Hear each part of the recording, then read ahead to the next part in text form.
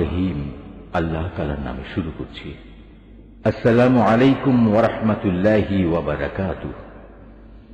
আপনারা যে যেখানে থাকুন, আপনাদের উপর আল্লাহ তাআলার রহমত নাজিল হোক তার অপরিসীম বারাকাত। সুধী মণ্ডলী, বিশ্ববাসীর প্রতি আল্লাহ তাআলার সর্বশেষ রহমত ও বরকতের প্রতীক কোরআনে কারীমের দিকে আমরা আপনাদের উদাত্ত আহ্বান জানাই কোরআনের প্রতিষ্ঠিত নিরাপত্তা ও অনাবিল প্রশান্তির দিকে। কোরআনে হাকিমের সম্মানিত বাহক নবী রহমত হযরত মুহাম্মদ মুস্তাফা সাল্লাল্লাহু আলাইহি ওয়াসাল্লামের মহান নামে নিযুত কোটি দরুদ ও সালাম জানিয়ে আমরা শুরু করতে যাচ্ছি কোরআনে কারীমের পূর্ণাঙ্গ তেলাওয়াত ও এর সহজ সরল বাংলা অনুবাদ। বাংলা অনুবাদে কণ্ঠ দিয়েছেন সৈয়দ ইসমাত তোহা। পূর্ণ বাংলা অনুবাদ সহ ৩০ পারা কোরআনের তেলাওয়াতের এই মোবারক তোহফাটি আপনাদের কাছে উপস্থাপন করছে বিশ্বনন্দিত কোরআন গবেষণা প্রতিষ্ঠান আল কোরআন একাডেমি, লন্ডন। এ সিডিতে তেলাওয়াত করেছেন কোরআনের শিল্প ও সৌন্দর্যমণ্ডিত জাদুকণ্ঠ কারি আব্দুল বাসেত।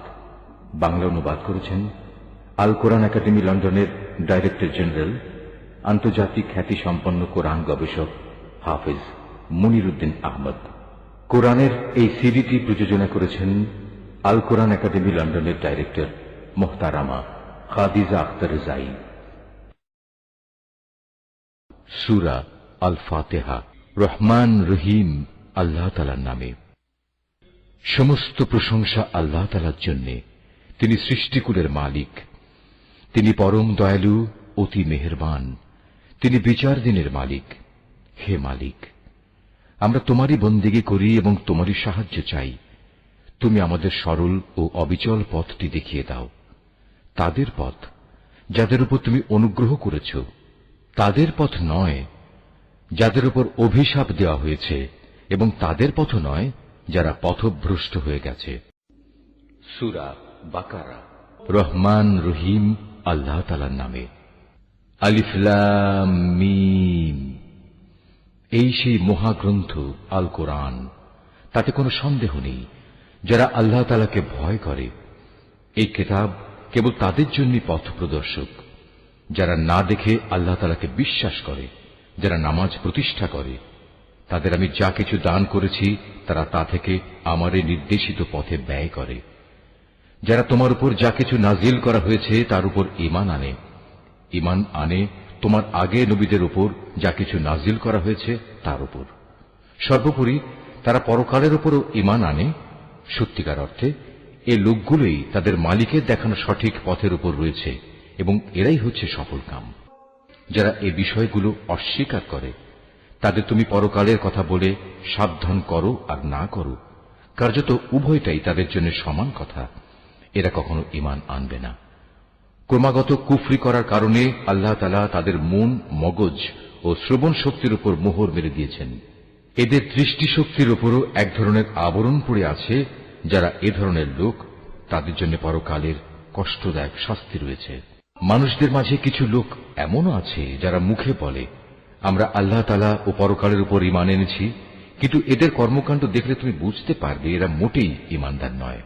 মুখে ঈমানের দাবি করে এরা আল্লাহ তাআলা ও তার নেক বান্দাদের সাথে প্রতারণা করে যাচ্ছে। মূলত এ কাজের মাধ্যমে তারা অন্য কাউকে নয়, নিজেদেরই ধোঁকা দিয়ে যাচ্ছে, যদিও এ ব্যাপারে তাদের কোনো প্রকারের চৈতন্য নেই। আসলে এদের মনের ভেতর রয়েছে এক ধরনের মারাত্মক ব্যাধি। প্রতারণার কারণে আল্লাহ তাআলা এদের সে ব্যাধি বাড়িয়ে দিয়েছেন। তাদের জন্য রয়েছে আল্লাহ তাআলার পক্ষ থেকে পীড়াদায়ক আযাব, কেননা তারা মিথ্যা বলছিল। তাদের যখন বলা হয় তোমরা এই শান্তিপূর্ণ জমিনে অশান্তি ও বিপর্যয় সৃষ্টি করো না, তখন তারা বলে না, আমরাই তো বরং সংশোধনকারী। অথচ এরাই হচ্ছে জমিনে যাবতীয় বিপর্যয় সৃষ্টিকারী, যদিও তারা এ ব্যাপারে কোনো চৈতন্য রাখে না। তাদের যখন বলা হয় অন্য লোকেরা যেমন ঈমান এনেছে তোমরাও তেমনি ভাবে ঈমান আনো, তারা বলে হে নবী, তুমি কি চাও আমরাও নির্বোধ লোকদের মতো ঈমান আনি? আসলে নির্বোধ তো হচ্ছে এরা নিজেরাই, যদিও তারা এই কথাটা জানে না। মুনাফিকদের অবস্থা হচ্ছে তারা যখন ঈমানদার লোকদের সাথে মিলিত হয় তখন বলে আমরা ঈমান এনেছি, আবার যখন একাকী তাদের শয়তানদের সাথে মিলিত হয় তখন বলে, আমরা তো তোমাদের সাথেই আছি, ঈমানের কথা বলে ওদের সাথে আমরা ঠাট্টা করছিলাম মাত্র। মূলত আল্লাহ তাআলাই তাদের সাথে ঠাট্টা করে যাচ্ছেন। আল্লাহ তাআলাই তাদের অবকাশ দিয়ে রেখেছেন, তারা তাদের বিদ্রোহে বিভ্রান্তের ন্যায় ঘুরে বেড়াচ্ছে।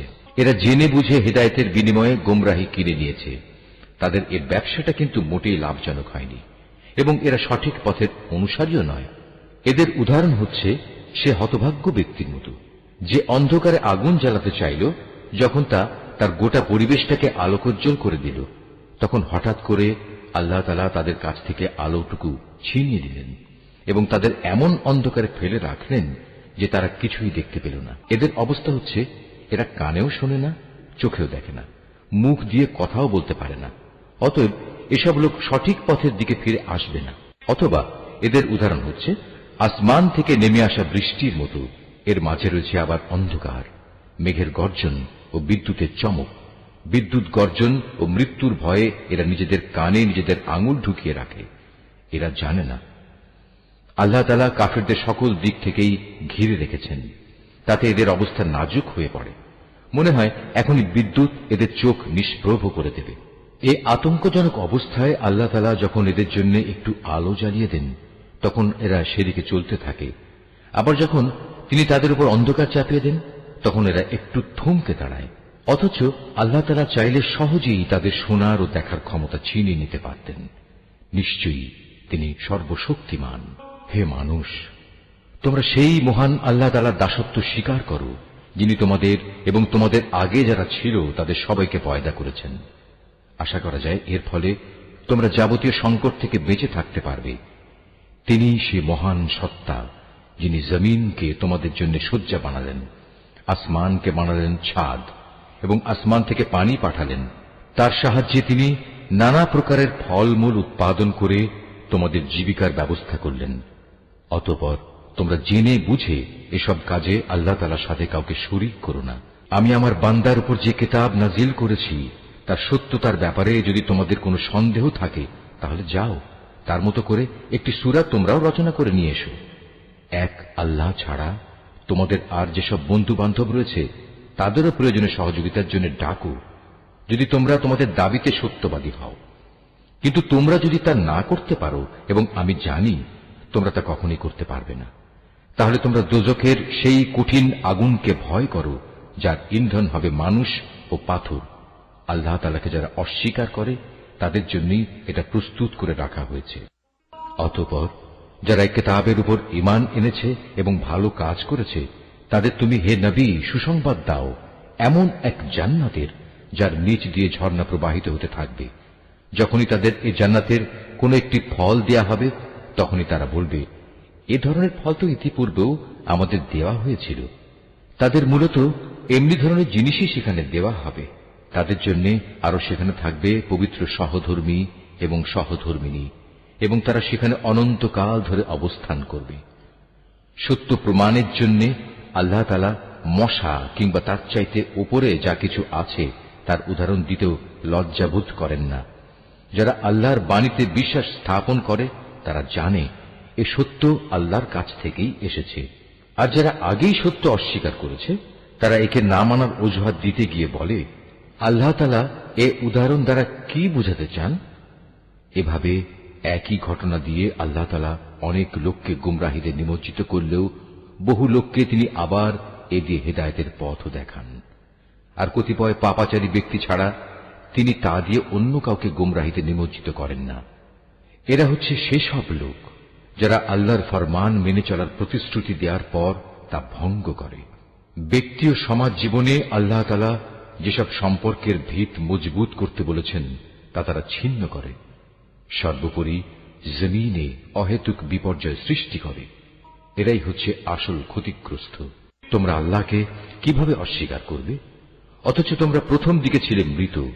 তিনি তোমাদের জীবন দিয়েছেন, পুনরায় তিনি তোমাদের মৃত্যু দেবেন। অতঃপর সর্বশেষে তিনি আবার তোমাদের জীবন দান করবেন, এবং এভাবেই তোমাদের একদিন তাঁর কাছে ফিরে যেতে হবে। তিনি সেই মহান সত্তা, যিনি এ পৃথিবীর সব কিছু তোমাদের ব্যবহারের জন্য তৈরি করেছেন, অতঃপর তিনি আসমানের দিকে মনোনিবেশ করলেন এবং তাকে 7 আসমানে বিন্যস্ত করলেন। তিনি সবকিছু সম্পর্কেই সম্যক অবগত আছে। হে নবী, স্মরণ করো যখন তোমার মালিক তাঁর ফেরেশতাদের সম্বোধন করে বললেন, আমি পৃথিবীতে আমার খলিফা বানাতে চাই। তারা বলল, তুমি কি এমন কাউকে খলিফা বানাতে চাও যে তোমার জমিনে বিশৃঙ্খলা ও বিপর্যয় সৃষ্টি করবে এবং স্বার্থের জন্য তারা রক্তপাত করবে? আমরাই তো তোমার প্রশংসা সহকারে তোমার তাসবিহ পড়ছি এবং প্রতিনিয়ত তোমার পবিত্রতা বর্ণনা করছি। আল্লাহ তাআলা বললেন, আমি যা জানি তোমরা তা জানো না। আল্লাহ তাআলা অতঃপর তাঁর খলিফা আদমকে প্রয়োজনীয় সব জিনিসের নাম শিখিয়ে দিলেন। পরে তিনি সেগুলো ফেরেশতাদের কাছে পেশ করে বললেন, তোমাদের আশঙ্কার ব্যাপারে তোমরা যদি সত্যবাদী হও তাহলে তোমরা আমাকে এর নামগুলো বলো তো। ফেরেশতারা বলল, হে আল্লাহ তাআলা, তুমি পবিত্র, আমাদের তো এর বাইরে আর কিছুই জানা নেই যা তুমি আমাদের শিক্ষা দিয়েছ। তুমিই একমাত্র জ্ঞানী, একমাত্র কুশলী। আল্লাহ তাআলা এবার আদমকে বললেন, তুমি ফেরেশতাদের সে নামগুলো বলে দাও। অতএব আদম আল্লাহর নির্দেশে ফেরেশতাদের সামনে নামগুলো যখন সুন্দরভাবে বলে দিল, তখন আল্লাহ তাআলা বললেন, আমি কি তোমাদের বলিনি যে আমি আসমান সমূহ ও জমিনের যাবতীয় গোপন বস্তু জানি এবং তোমরা যা কিছু প্রকাশ করো আর যা কিছু গোপন করো আমি তাও ভালোভাবে জানি। আল্লাহ তাআলা যখন ফেরেশতাদের বললেন, তোমরা সম্মানের প্রতীক হিসেবে আদমের জন্য সাজদা করো, অতঃপর তারা আল্লাহর আদেশে আদমের সামনে সাজদা অবনত হল, শুধু ইবলিস ছাড়া। সে সাজদা করতে অস্বীকার করল এবং অহংকার করল। অতঃপর সে নাফরমানদের দলে শামিল হয়ে গেল। আমি বললাম, হে আদম, তুমি এবং তোমার স্ত্রী পরম সুখে এই বেহেশতে বসবাস করতে থাকো এবং এর নিয়ামত থেকে যা তোমাদের মন চায় তাই তোমরা স্বাচ্ছন্দ্যের সাথে আহার করো। তবে এই গাছটির পাশেও যেও না, অন্যথায় তোমরা দুজনই সীমা লঙ্ঘনকারীদের মধ্যে শামিল হয়ে যাবে। কিন্তু শয়তান শেষ পর্যন্ত সেখান থেকে তাদের উভয়ের পদস্খলন ঘটাল। তারা উভয়ে বেহেশতের যেখানে ছিল সেখান থেকে সে তাদের বের করেই ছাড়ল। আর আমি তাদের বললাম, তোমরা একজন আরেকজনের দুশমন হিসেবে এখান থেকে নেমে পড়ো। তোমাদের পরবর্তী বাসস্থান হবে পৃথিবী। সেখানে একটি নির্দিষ্ট সময় পর্যন্ত তোমাদের জন্য জীবনের যাবতীয় উপকরণ থাকবে। অতঃপর আদম তার মালিকের কাছ থেকে হেদায়েত সম্বলিত কিছু বাণী পেল। আল্লাহ তাআলা তার উপর ক্ষমা পরবশ হলেন। অবশ্যই তিনি বড় মেহেরবান ও ক্ষমাশীল। আমি তাদের বললাম, তোমরা সবাই এবার এখান থেকে নেমে যাও। তবে যেখানে যাবে অবশ্যই সেখানে আমার পক্ষ থেকে তোমাদের কাছে জীবন বিধান সম্পর্কিত হেদায়েত আসবে। অতঃপর যে আমার সেই বিধান মেনে চলবে তার কোনো ভয় নেই, তাদের কোনো প্রকার উৎকণ্ঠিত হতে হবে না। আর যারা আমার বিধান অস্বীকার করবে এবং আমার আয়াতসমূহ মিথ্যা প্রতিপন্ন করে লাগামহীন জীবন যাপন করবে, তারা অবশ্যই জাহান্নামের বাসিন্দা হবে। তারা সেখানে চিরদিন থাকবে। হে বনী ইসরাইল জাতি, তোমাদের উপর আমি যেসব নিয়ামত দিয়েছি তোমরা সেগুলো স্মরণ করো। আমার আনুগত্যের প্রতিশ্রুতি তোমরা পূর্ণ করো। আমিও এর বিনিময়ে তোমাদের দুনিয়া ও আখিরাতের পুরস্কারের প্রতিশ্রুতি পূর্ণ করব এবং তোমরা একমাত্র আমাকেই ভয় করো। আমি মুহাম্মাদের কাছে যা কোরআন নাজিল করেছি তোমরা এর উপর ঈমান আনো, যা তোমাদের কাছে যা কিছু আছে তার সত্যায়নকারী। তোমরা কিছুতেই এর প্রথম অস্বীকারী হইও না এবং বৈষয়িক স্বার্থে সামান্য মূল্যে আমার আয়াত বিক্রি করো না এবং তোমরা শুধু আমাকেই ভয় করো। তোমরা মিথ্যা দিয়ে সত্যকে পোশাক পরিয়ে দিও না এবং সত্যকে জেনে বুঝে লুকিয়েও রেখো না। তোমরা নামাজ প্রতিষ্ঠা করো, যাকাত আদায় করো। যারা আমার সামনে অবনত হয় তাদের সাথে মিলে তোমরাও আমার আনুগত্য স্বীকার করো। তোমরা কি মানুষদের ভালো কাজের আদেশ করো এবং নিজেদের জীবনে তা বাস্তবায়নের কথা ভুলে যাও? অথচ তোমরা সবাই আল্লাহর কেতাব পড়ো, কিন্তু কেতাবের এ কথা তোমরা কি বোঝো না? হে ঈমানদার ব্যক্তিরা, তোমরা সবর ও নামাজের মাধ্যমে আল্লাহর কাছে সাহায্য চাও। যাবতীয় হক আদায় করে নামাজ প্রতিষ্ঠা করা অবশ্যই একটা কঠিন কাজ, কিন্তু যারা আল্লাহকে ভয় করে তাদের কথা আলাদা। যারা জানে একদিন তাদের সবাইকে তাদের মালিকের সামনাসামনি হতে হবে এবং তাদের সবাইকে তাঁর কাছে ফিরে যেতে হবে, তার জন্য এটা কঠিন কিছু নয়। হে বনী ইসরাইল জাতি, তোমরা আমার সেই নিয়ামতের কথা স্মরণ করো যা আমি তোমাদের দান করেছি। আমার সেই নিয়ামতের মধ্যে একটি ছিল, আমি তোমাদের সৃষ্টিকুলের উপর প্রাধান্য দিয়েছিলাম। হে ঈমানদার ব্যক্তিরা, তোমরা সেই দিনটিকে ভয় করো যেদিন একজন আরেকজনের কোনোই কাজে আসবে না। একজনের কাছ থেকে আরেকজনের পক্ষে কোনো সুপারিশও সেদিন গ্রহণ করা হবে না, এবং কারো কাছ থেকে মুক্তিপণ নেয়া কিংবা তা নিয়ে কাউকে ছেড়ে দেয়া হবে না, না তাদের সেদিন কোন রকম সাহায্য করা হবে। স্মরণ করো যখন আমি তোমাদের ফেরাউনের লোকদের গোলামি থেকে মুক্তি দিয়েছিলাম। তারা তোমাদের উপর ভীষণ অত্যাচার করত। তারা নিকৃষ্ট ধরনের শাস্তি দ্বারা তোমাদের যন্ত্রণা দিত। তারা তোমাদের পুত্র সন্তানদের হত্যা করত এবং তোমাদের মেয়েদের তারা জীবিত রেখে দিত। তোমাদের মালিকের পক্ষ থেকে এতে তোমাদের জন্য বড় একটা পরীক্ষা নিহিত ছিল। আরো স্মরণ করো যখন আমি তোমাদের জন্য সমুদ্রকে দ্বিধা বিভক্ত করে দিয়েছিলাম, অতঃপর আমি তোমাদের সমূহ মৃত্যুর হাত থেকে বাঁচিয়ে দিয়েছিলাম এবং আমি ফেরাউন ও তার দলবলকে সমুদ্রে ডুবিয়ে দিয়েছিলাম, আর তোমরা তা তো নিজেরাই প্রত্যক্ষ করেছিলে। আরো স্মরণ করো যখন মূসাকে আমি বিশেষ একটি কাজে 40 রাত নির্ধারণ করে দিলাম। তার যাওয়ার পর তোমরা একটি বাছুরকে মাবুদ রূপে গ্রহণ করে নিলে। তোমরা এতে করে ভীষণ জুলুম করেছিলে। অতঃপর এ অপরাধ সত্ত্বেও আমি পুনরায় তোমাদের ক্ষমা করে দিয়েছি এ আশায় যে তোমরা আমার কৃতজ্ঞতা আদায় করবে। সে কথাও স্মরণ করো যখন আমি মূসাকে কিতাব ও ন্যায় অন্যায়ের পরককারী একটি মানদণ্ড দান করেছি, যাতে করে তোমরা হেদায়েতের পথে চলতে পারো।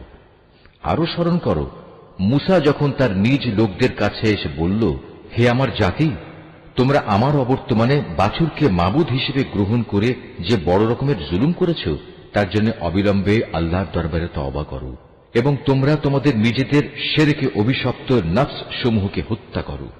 এর মাঝেই আল্লাহর কাছে তোমাদের জন্য কল্যাণ রয়েছে। অতঃপর আল্লাহ তাআলা তোমাদের উপর ক্ষমা পরবশ হবেন, কারণ তিনি বড়ই ক্ষমাশীল ও অনুগ্রহকারী। তোমরা যখন বলেছিলে, হে মূসা, আমরা আল্লাহকে প্রত্যক্ষভাবে না দেখলে কখনো তার উপর ঈমান আনব না, তখন এ ধৃষ্টতার শাস্তি হিসেবে মুহূর্তের মধ্যেই বজ্রের মতো এক গজব তোমাদের উপর নৈপতিত হল, আর তোমরা তার দিকে চেয়েই থাকলে, কিছুই করতে পারলে না। অতঃপর এই ধ্বংসকর মৃত্যুর পর তোমাদের আমি পুনরায় জীবন দান করলাম, যাতে করে তোমরা আমার কৃতজ্ঞতা আদায় করতে পারো। আমি তোমাদের উপর মেঘের ছায়া দান করেছিলাম, মান এবং সালওয়া নামক খাবারও তোমাদের জন্য পাঠিয়েছিলাম। আমি তোমাদের বলেছিলাম, সেসব পবিত্র খাবার খাও যা আমি তোমাদের দিয়েছি, তা তোমরা উপভোগ করো। নিয়ামত অবজ্ঞা করে তারা আমার উপর কোনো অবিচার করেনি, বরং এর দ্বারা তারা নিজেরাই নিজেদের উপর জুলুম করেছে। স্মরণ করো আমি যখন তোমাদের বলেছিলাম, তোমরা এই জনপদে ঢুকে পড়ো এবং তোমরা তার যেখান থেকেই ইচ্ছা স্বাচ্ছন্দ্যে আহার করো। দম্ভ সহকারে প্রবেশ না করে মাথা নত করে ঢুকো। তোমরা ক্ষমার কথা বলবে, আমিও তোমাদের ভুল ত্রুটিসমূহ ক্ষমা করে দেব, এবং যারা ভালো কাজ করে আমি এভাবেই তাদের পাওনার অঙ্ক বাড়িয়ে দেই। সুস্পষ্ট হেদায়েত সত্ত্বেও অতঃপর জালেমরা এমন কিছু ব্যাপার রদবদল করে ফেলল যা না করার জন্যই তাদের বলা হয়েছিল। আমিও এরপর যারা জুলুম করল তাদের উপর আসমান থেকে গজব নাজিল করলাম। মূলত এটা ছিল তাদের গুনার ফল। যখন মূসা আমার কাছে তার জাতির লোকদের জন্য পানি চাইল, আমি তাকে বললাম, তোমার হাতের লাঠি দিয়ে তুমি এই পাথরে আঘাত করো। আঘাত করা মাত্রই সে পাথর থেকে 12টি পানির নহর উৎপন্ন হয়ে গেল। প্রত্যেক গোত্রই নিজ নিজ পানির ঘাট চিনে নিল। আমি বললাম, আল্লাহর দেয়া রিজিক থেকে তোমরা পানাহার করো, তবে আমার জমিনে বিপর্যয় সৃষ্টি করে বেরিও না। স্মরণ করো তোমরা যখন মূসাকে বলেছিলে, হে মূসা, প্রতিদিন একই ধরনের খাবারের উপর আমরা কিছুতেই আর ধৈর্য ধরতে পারব না। তুমি তোমার মালিকের কাছে বলো যেন তিনি কিছু ভূমিজাত দ্রব্য, তরিতরকারি, পেঁয়াজ, রসুন, ভুট্টা, ডাল উৎপাদন করেন। সে বলল, তোমরা কি আল্লাহর পাঠানো এই উৎকৃষ্ট জিনিসের সাথে একটি তুচ্ছ ধরনের জিনিসকে বদলে দিতে চাও? যদি তাই হয় তাহলে তোমরা অন্য কোনো শহরে সরে পড়ো, যেখানে তোমাদের এসব জিনিস যা তোমরা চাইবে তা অবশ্যই পাওয়া যাবে। আল্লাহ তাআলার আদেশ অমান্য করার ফলে শেষ পর্যন্ত অপমান ও দারিদ্র্য তাদের উপর ছেয়ে গেল।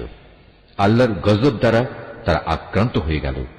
এটা এ কারণে যে এরা ক্রমাগত আল্লাহর আয়াতকে অস্বীকার করতে থাকল এবং আল্লাহর নবীদের অন্যায়ভাবে হত্যা করতে থাকল। আর এসব কিছু এজন্যই ছিল যে তারা আল্লাহর সাথে নাফরমানি ও সীমা লঙ্ঘন করছিল। যারা ঈমান আনে তারা খ্রিস্টান হোক, ইহুদি হোক কিংবা সাবি হোক, তারাই হবে মুসলমান। এদের যে কেউ আল্লাহর উপর ঈমান আনবে পরকালের উপর এবং যথার্থ ভালো কাজ করবে, তাদের জন্য তাদের মালিকের কাছে পুরস্কার রয়েছে এবং এসব লোকের যেমন কোনো ভয় নেই তেমনি তারা চিন্তিত হবে না। স্মরণ করো যখন আমি তোমাদের কাছ থেকে প্রতিশ্রুতি নিয়েছিলাম যে তোমরা তাওরাত মেনে চলবে এবং তুর পাহাড়কে আমি তোমাদের উপর তুলে ধরে বলেছিলাম যে কিতাব তোমাদের আমি দান করেছি তা শক্তভাবে আঁকড়ে ধরো এবং তাতে যা কিছু আছে তা স্মরণ রেখো। এই উপায়ে তোমরা হয়তো শয়তান থেকে নিজেদের বাঁচাতে পারবে। অতঃপর তোমরা এ ওয়াদা থেকে ফিরে গেলে, কিন্তু তা সত্ত্বেও আমার অনুদান ও রহমত যদি তোমাদের উপর না থাকত তাহলে তোমরা অবশ্যই ধ্বংস হয়ে যেতে। তোমরা তো ভালো করেই তাদের জানো যারা তোমাদের মধ্যে শনিবারে আল্লাহর আদেশ লঙ্ঘন করেছে। অতঃপর আমি তাদের শুধু এটুকুই বলেছি, যাও, এবার তোমরা সবাই অপমানিত বানরে পরিণত হয়ে যাও। এই ঘটনাকে আমি সেসব মানুষদের যারা তখন সেখানে মজুদ ছিল আরো যারা পরে আসবে তাদের সবার জন্য একটি দৃষ্টান্তমূলক ঘটনা বানিয়ে দিয়েছি। যারা আল্লাহকে ভয় করে এমন লোকদের জন্য এই ঘটনা ছিল একটি উপদেশ।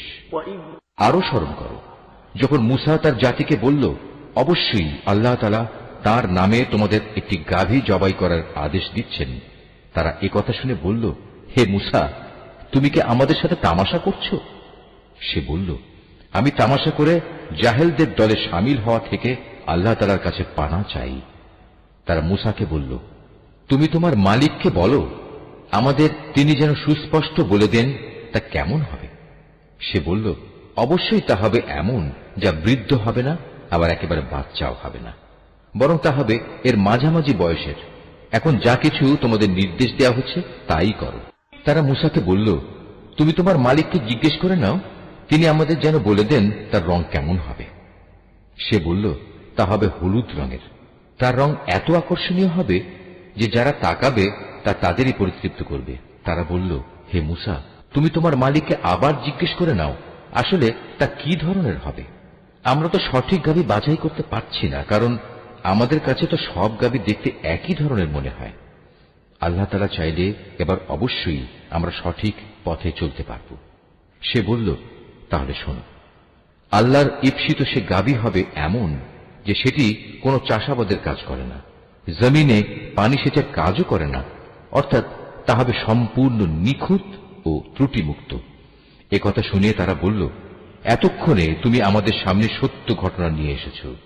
অতঃপর তারা এ ধরনের একটি গাভী জবাই করল, যদিও ইতিপূর্বে মনে হয়নি যে তারা এ কাজটি আদৌ করতে চায়। স্মরণ করো যখন তোমরা একজন লোককে হত্যা করেছিলে, অতঃপর সে ব্যাপারে তোমরা একে অপরের উপর হত্যার অভিযোগ আরোপ করতে শুরু করলে, অথচ আল্লাহ তাআলা সেই বিষয়ই মানুষের সামনে বের করে আনতে চাইলেন যা তোমরা লুকোবার চেষ্টা করেছিলে। হত্যাকারীকে খুঁজে বের করার জন্য আমি তোমাদের বললাম, কোরবানি করা সেই গাভীর শরীরের একাংশ দিয়ে তোমরা একে মৃদু আঘাত করো। এভাবেই আল্লাহ তাআলা মৃত ব্যক্তিকে জীবন দান করবেন এবং এ ধরনের অলৌকিক ঘটনা দ্বারা তিনি তোমাদের কাছে তার জ্ঞানের নিদর্শনসমূহ তুলে ধরেন। আশা করা যায় তোমরা এর মাধ্যমে সত্য অনুধাবন করবে।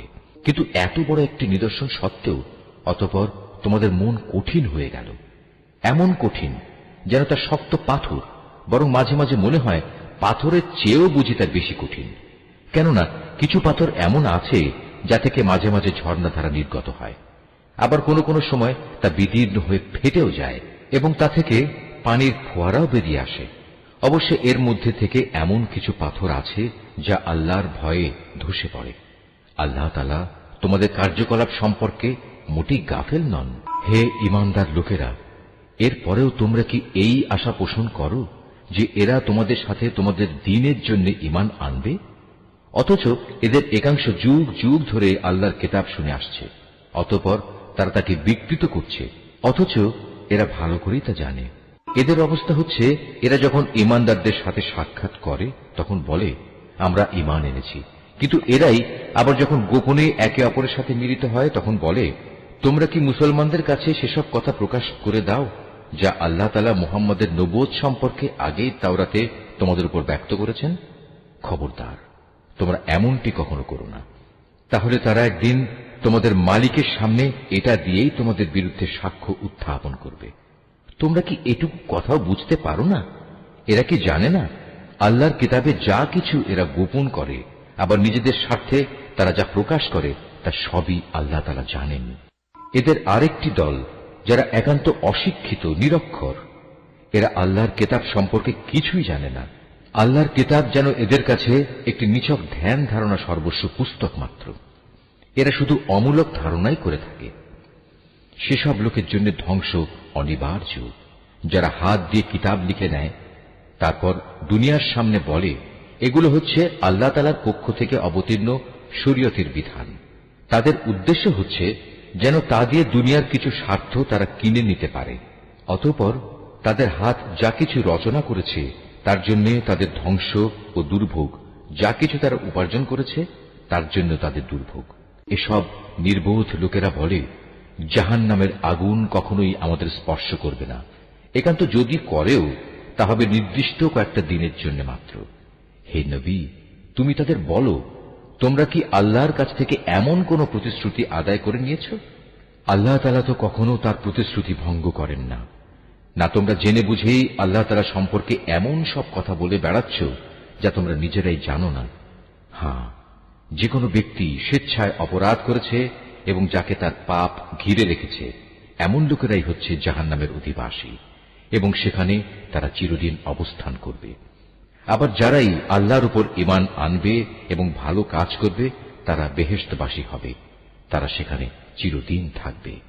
যখন আমি বনী ইসরায়েলদের কাছ থেকে এ মর্মে প্রতিশ্রুতি নিয়েছিলাম যে তোমরা আল্লাহ তাআলা ছাড়া অন্য কারো ইবাদত করবে না এবং মাতা পিতার সাথে সৎ ব্যবহার করবে, আত্মীয় স্বজন, এতিম মিসকিনদের সাথে ভালো ব্যবহার করবে, মানুষদের সুন্দর কথা বলবে, নামাজ প্রতিষ্ঠা করবে, যাকাত প্রদান করবে, কিন্তু এ সত্ত্বেও তোমাদের মধ্যে সামান্য কিছু সংখ্যক লোক ছাড়া অধিকাংশই অতঃপর সেদিন ফিরে গেছ। এভাবেই তোমরা প্রতিশ্রুতি থেকে মুখ ফিরিয়ে নিয়েছিলে। তোমাদের কাছ থেকে আমি এ প্রতিশ্রুতিও নিয়েছিলাম যে তোমরা কেউ কারো রক্তপাত করবে না এবং নিজেদের লোকদের তাদের ঘর বাড়ি থেকে উচ্ছেদ করবে না। অতঃপর তোমরা তা স্বীকার করে নিয়েছিলে। তোমরা তো নিজেরাই এ সাক্ষ্য দিচ্ছ। তারপর এই তো হচ্ছে তোমরা একে অপরকে তোমরা হত্যা করতে লাগলে। তোমাদের এক দলকে তোমরা তাদের ভিটে মাটি থেকে বিতাড়িত করে দিতে লাগলে। অন্যায় এবং জুলুম দ্বারা জালেমদের তোমরা তাদের উপর পৃষ্ঠপোষকতা করতে থাকলে। শুধু তাই নয়, কোন লোক যুদ্ধবন্দী হয়ে তোমাদের কাছে এলে তোমরা তাদের জন্য মুক্তিপণ দাবি করো, অথচ তাদের ঘরবাড়ি থেকে উচ্ছেদ করাটাই ছিল তোমাদের উপর অবৈধ কাজ এবং আল্লাহ তাআলাকে দেয়া প্রতিশ্রুতির লঙ্ঘন। তোমরা কি তাহলে আল্লাহর কিতাবের একাংশ বিশ্বাস করো এবং আরেকাংশ অবিশ্বাস করো? সাবধান, কখনো যদি কোনো জাতি কিংবা ব্যক্তি দ্বীনের অংশবিশেষের উপর ঈমান আনায়নের এ আচরণ করে, তাদের শাস্তি এছাড়া আর কি হবে? যে পার্থিব জীবনে তাদের লাঞ্ছনা ভোগ করতে হবে, তাদের পরকালেও কঠিনতম আযাবের দিকে নিক্ষেপ করা হবে। তোমরা প্রতিনিয়ত যা করছো, আল্লাহ তাআলা সে সব কিছু থেকে মোটেও উদাসীন নন। বস্তুত এই লোকেরা আখিরাতের স্থায়ী জীবনের বিনিময়ে দুনিয়ার অস্থায়ী জীবন খরিদ করে নিয়েছে। এরা যেহেতু আযাব বিশ্বাসই করেনি, তাই আল্লাহ তাআলার পক্ষ থেকে তাদের আযাব কিঞ্চিত পরিমাণও হালকা করা হবে না, আর না তাদের কোনো দিক থেকে কোন রকম সাহায্য করা হবে। আমি মূসাকে কিতাব দিয়েছি, তারপর একে একে আমি আরো অনেক নবী পাঠিয়েছি এবং বাপ ছাড়া সন্তান পয়দা হওয়ার মতো সুস্পষ্ট নিদর্শন দিয়ে আমি মরিয়ম পুত্র ঈসাকে পাঠিয়েছি এবং আমার পাঠানো বাণী ও পবিত্র আত্মার মাধ্যমে তাকে আমি সাহায্য করেছি।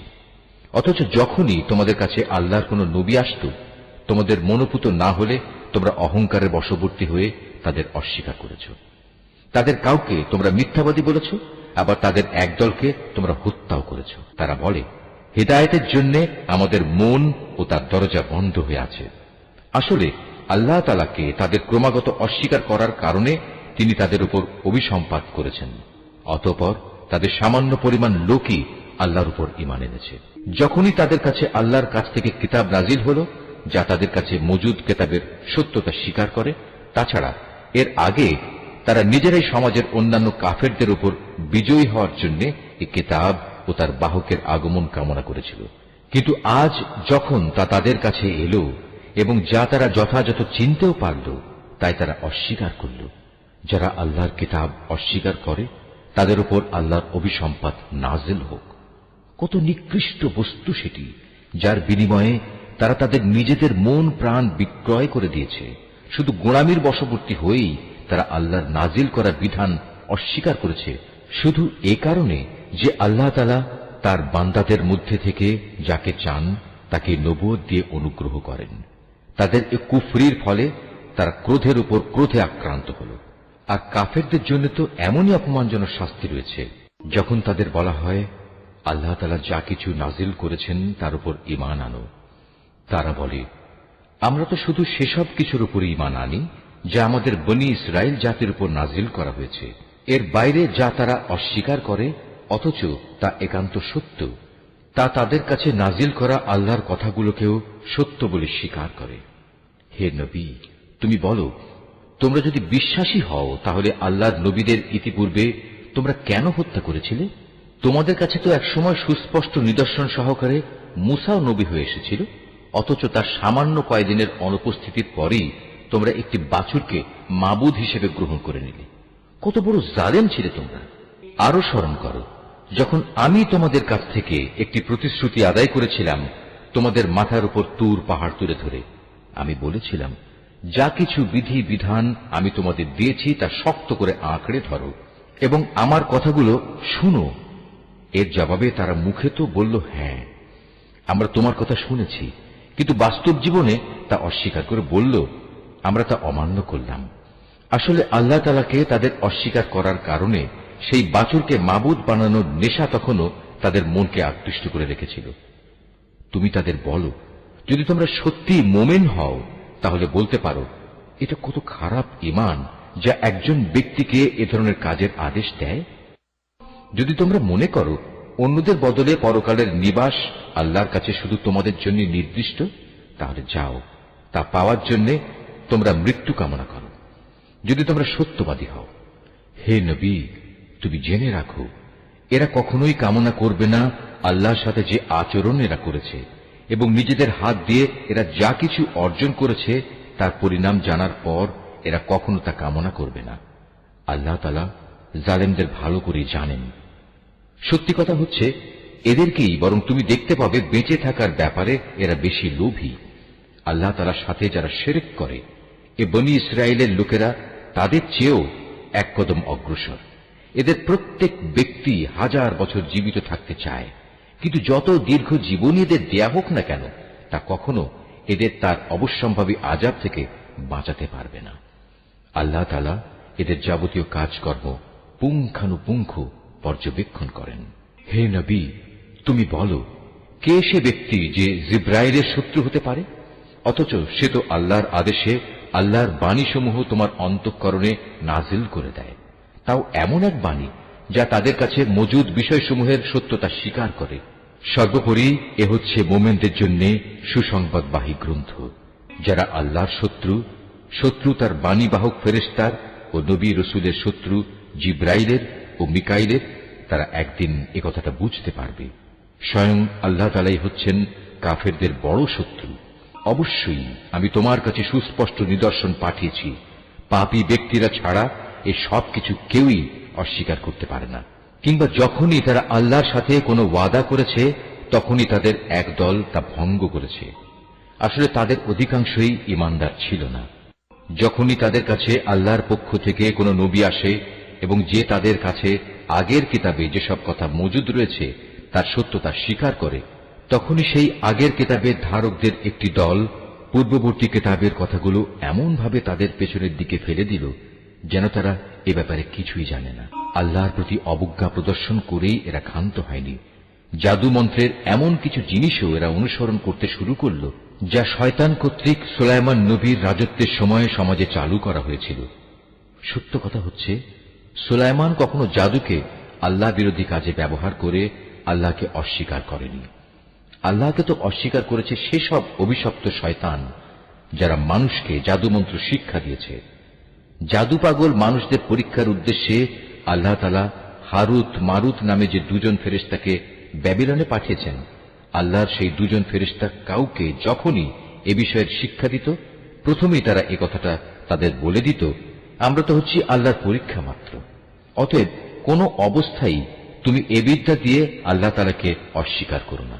এ সত্ত্বেও তারা তাদের কাছ থেকে এমন কিছু বিদ্যা শিখে নিয়েছিল যা দিয়ে এরা স্বামী স্ত্রীর মাঝে বিচ্ছেদের সৃষ্টি করত, যদিও আল্লাহর ইচ্ছা ছাড়া কোনো দিনই কেউ কারো সামান্যতম ক্ষতিও সাধন করতে পারবে না।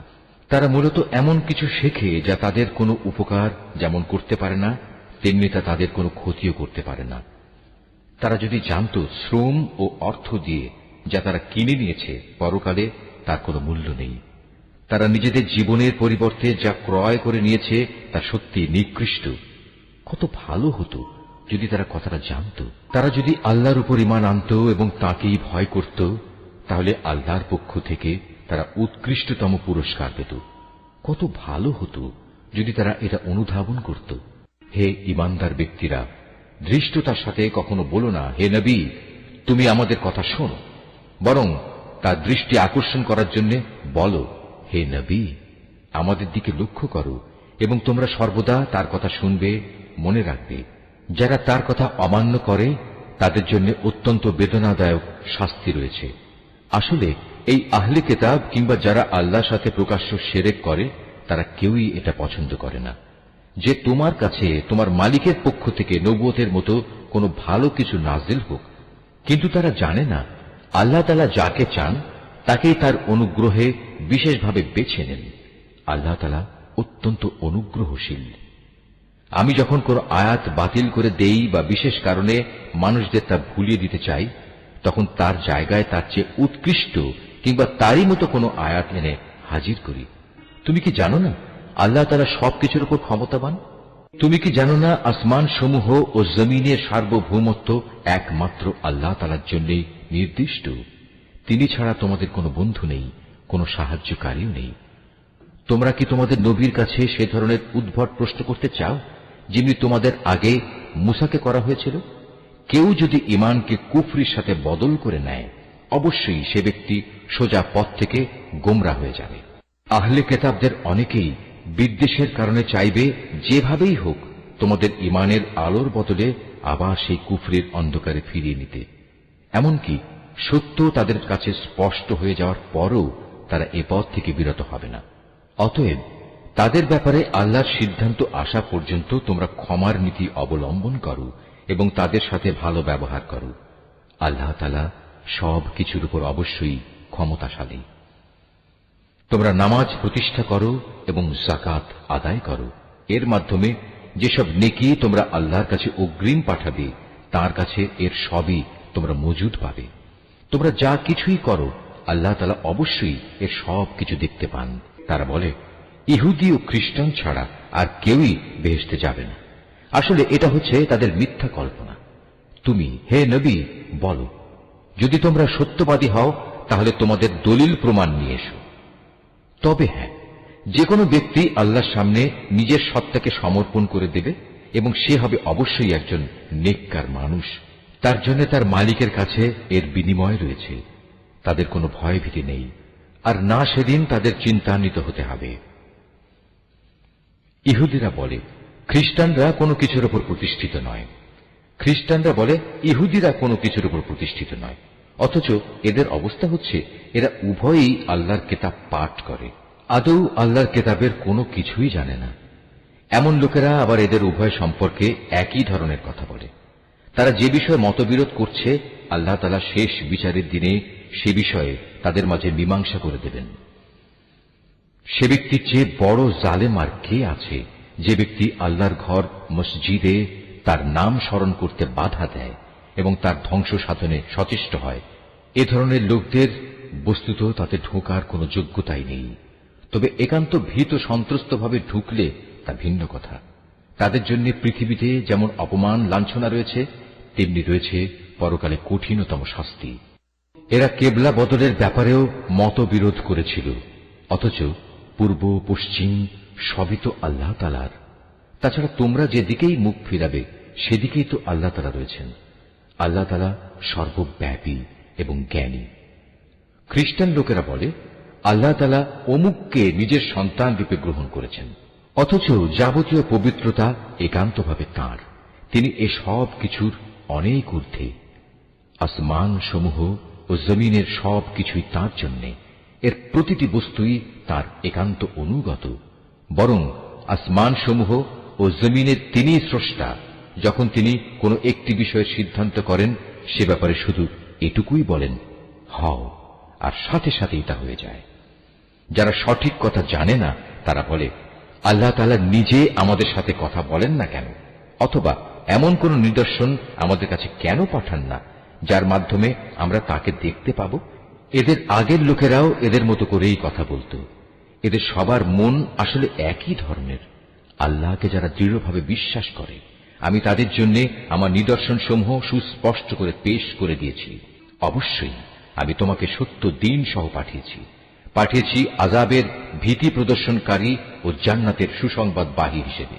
জেনে রেখো, তোমাকে জাহান্নামের অধিবাসীদের দায় দায়িত্বের ব্যাপারে প্রশ্ন করা হবে না।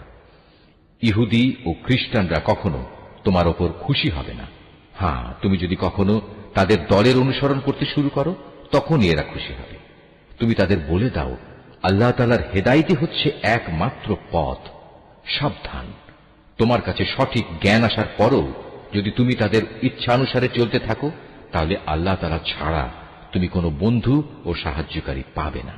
আহলে কিতাবদের মাঝে এমন কিছু লোক আছে যারা এ কোরআনকে যেভাবে নিষ্ঠার সাথে পড়া দরকার সেভাবেই পড়ে। তারা তার উপর ঈমানও আনে। যারা একে অস্বীকার করে তারাই হচ্ছে ক্ষতিগ্রস্ত লোক। হে বনী ইসরাইল জাতি, তোমরা আমার সে নিয়ামত স্মরণ করো যা আমি তোমাদের দান করেছি। সে নিয়ামতের অংশ হিসেবে আমি তোমাদের দুনিয়ার অন্যান্য জাতির উপর শ্রেষ্ঠত্ব দান করেছি। তোমরা সেই দিনটিকে ভয় করো যেদিন একজন মানুষ আরেকজনের কোনোই কাজে আসবে না। সেদিন তার কাছ থেকে কোন রকম বিনিময়ও নেওয়া হবে না। আবার একের পক্ষে অন্যের সুপারিশও সেদিন কোনো উপকারে আসবে না। সেদিন এসব লোকদের কোন রকম সাহায্যও করা হবে না। আরো স্মরণ করো যখন ইব্রাহিমকে তার রব কতিপয় বিষয়ে তার আনুগত্যের পরীক্ষা নিলেন, অতঃপর তা পুরোপুরি সে আদায় করল। আল্লাহ তাআলা বললেন, এবার আমি তোমাকে মানব জাতির জন্য নেতা বানাতে চাই। সে বলল, আমার ভবিষ্যৎ বংশধররাও কি নেতা হিসেবে বিবেচিত হবে? আল্লাহ তাআলা বললেন, আমার প্রতিশ্রুতি জালেমদের কাছে পৌঁছবে না। স্মরণ করো আমি যখন মানুষদের মিলনস্থল ও নিরাপত্তার কেন্দ্র হিসেবে এই কাবা ঘরটি নির্মাণ করেছিলাম, আমি তাদের আদেশ দিয়েছিলাম তোমরা ইব্রাহিমের দাঁড়ানোর স্থানটিকে নামাজের স্থান হিসেবে গ্রহণ করো। আমি ইব্রাহিম ও ইসমাইলকে আদেশ দিয়েছিলাম যেন তারা আমার ঘর কাবাকে হজ ও ওমরার তাওয়াফকারীদের জন্য, আল্লাহর ইবাদতে আত্মনিয়োগকারীদের জন্য, সর্বোপরি তার নামে রুকু সেজদাকারীদের জন্য পবিত্র করে রাখে। ইব্রাহিম যখন বলেছিল, হে মালিক, এ শহরকে তুমি শান্তি ও নিরাপত্তার শহর বানিয়ে দাও এবং এখানকার অধিবাসীদের মাঝে যে ব্যক্তি আল্লাহ তাআলা এবং পরকালে বিশ্বাস করে তুমি তাদের ফলমূল দিয়ে আহারের যোগান দাও। আল্লাহ তাআলা বললেন, হ্যাঁ, যে ব্যক্তি আমাকে অস্বীকার করবে তাকেও আমি অল্প কয়েকদিন জীবনের উপায় উপকরণ সরবরাহ করতে থাকব। অতঃপর অচিরেই আমি তাদের আগুনের আযাব ভোগ করতে বাধ্য করব, যা সত্যি বড় নিকৃষ্টতম স্থান। ইব্রাহিম ও ইসমাইল যখন এই ঘরের ভিত্তি উঠাচ্ছিল তখন তারা আল্লাহর কাছে দোয়া করল, হে আমাদের মালিক, আমরা যে উদ্দেশ্যে এই ঘর নির্মাণ করেছি তা তুমি আমাদের কাছ থেকে কবুল করো। একমাত্র তুমি সবকিছু জানো এবং সবকিছু শোনো। তারা আরো বলল, হে আমাদের মালিক, আমাদের উভয়কেই তুমি তোমার অনুগত মুসলিম বান্দা বানাও এবং আমাদের পরবর্তী বংশধরদের মাঝ থেকেও তুমি তোমার একদল অনুগত বান্দা বানিয়ে দাও।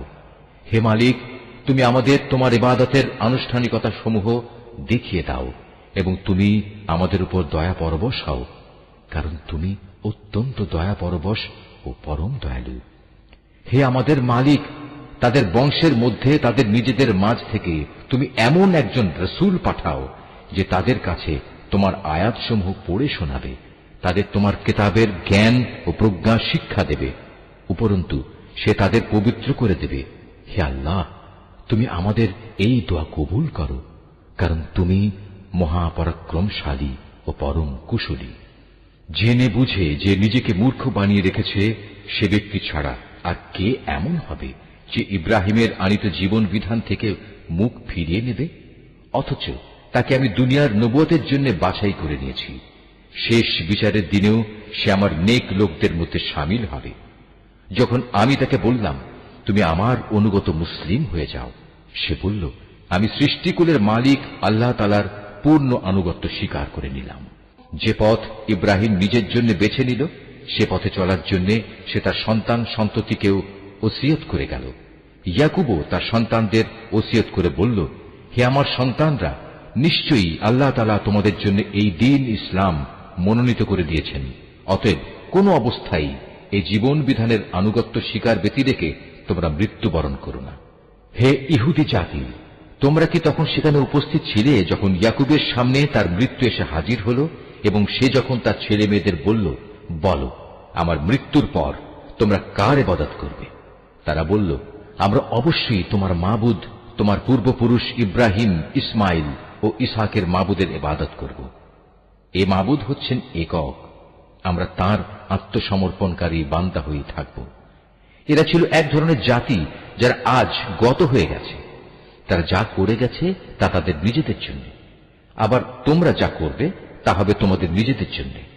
তারা যা কিছু করছিল সে ব্যাপারে তোমাদের কিছু জিজ্ঞেস করা হবে না। এরা ইহুদি ও নাসারারা বলে, তোমরা ইহুদি কিংবা খ্রিস্টান হয়ে যাও, তাহলে তোমরা সঠিক পথে পরিচালিত হবে। হে নবী, তুমি বলো, আমাদের কাছে তো বরং ইব্রাহিমের একনিষ্ঠ মতাদর্শই রয়েছে, আর সে কখনো মুশরিকদের অন্তর্ভুক্ত ছিল না। তোমরা বলো, আমরা তো আল্লাহর উপর ঈমান এনেছি এবং ঈমান এনেছি আল্লাহ তাআলা আমাদের কাছে যা কিছু নাজিল করেছেন তার উপর। আমাদের আগে ইব্রাহিম, ইসমাইল, ইসহাক, ইয়াকুব ও তাদের পরবর্তী সন্তানদের উপর যা কিছু নাজিল করা হয়েছে তাও আমরা মানি। তাছাড়া মুসা, ঈসা সহ সব নবীকে তাদের মালিকের পক্ষ থেকে যা কিছু দেওয়া হয়েছে তার উপর আমরা ঈমান এনেছি। আমরা এদের কারো মধ্যেই কোনো তারতম্য করি না। আমরা তো হচ্ছি আল্লাহরই অনুগত বান্দা। আর এরা যদি তোমাদের মতোই আল্লাহর উপর ঈমান আনত, তাহলে তারাও সঠিক পথ পেত। তারা যদি সে পথ থেকে ফিরে আসে, তাহলে তারা অবশ্যই উপদলীয় অনৈক্যের মাঝে পড়ে যাবে। আল্লাহ তাআলাই তোমার জন্য যথেষ্ট হবেন, তিনি শোনেন, তিনিই জানেন। হে নবী, তাদের তুমি বলো, আসল রং হচ্ছে আল্লাহ তাআলারই। এমন কে আছে যার রং তার রঙের চেয়ে উৎকৃষ্ট হতে পারে? আমরা ঘোষণা করছি, আমরা তাঁরই ইবাদত করি। হে নবী, তুমি তাদের বলো, তোমরা কি স্বয়ং আল্লাহ তাআলার ব্যাপারেই আমাদের সাথে বিতর্কে লিপ্ত হতে চাও? অথচ তিনি যেমন আমাদের মালিক, তেমনি তিনি তোমাদেরও মালিক। আমাদের কাজ আমাদের জন্য, আর তোমাদের কাজ তোমাদের জন্য। আমরা তার আনুগত্যের ব্যাপারে সবাই হচ্ছি নিষ্ঠাবান। অথবা তোমরা কি একথা বলতে চাও যে ইব্রাহিম, ইসমাইল, ইসহাক, ইয়াকুব ও তাদের বংশধররা সবাই ছিল ইহুদি কিংবা খ্রিস্টান? হে নবী, তুমি বলে দাও, এ ব্যাপারে তোমরা বেশি জানো না আল্লাহ তাআলা বেশি জানেন? যদি কোনো ব্যক্তি তার কাছে মজুদ আল্লাহর কাছ থেকে আগত সাক্ষ্য প্রমাণ গোপন করে, তাহলে তার চেয়ে বড় জালেম আর কে হতে পারে? আল্লাহ তাআলা তোমাদের কাজকর্মের ব্যাপারে মোটেই গাফেল নন। এরাও ছিল এক ধরনের সম্প্রদায় যারা আজ গত হয়ে গেছে। তারা যা করে গেছে তা তাদের জন্য, আর তোমাদের কর্মফল হবে তোমাদের জন্য। তারা যা কিছু করছিল সে ব্যাপারে তোমাদের কিছু জিজ্ঞাসা করা হবে না। নিশ্চয়ই আল্লাহ যা বলেছেন সত্য বলেছেন।